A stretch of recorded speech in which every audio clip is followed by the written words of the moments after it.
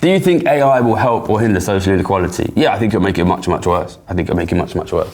Why is that? Because the people who own the machines are going to use the machines to replace people, and then you know, then you won't have a job. You know, loads of people are probably going to lose their jobs. It's just going to drive wages down.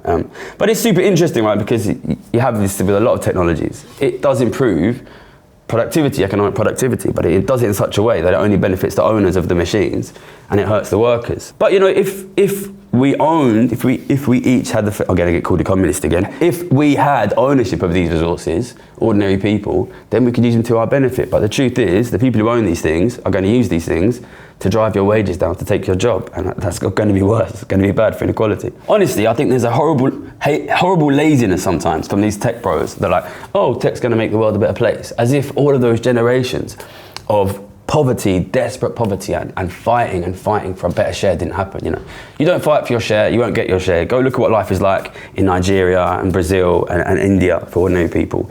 Yeah, that will happen here if we don't fight. Yeah, it's not just technology won't fix it. It's not Star Trek.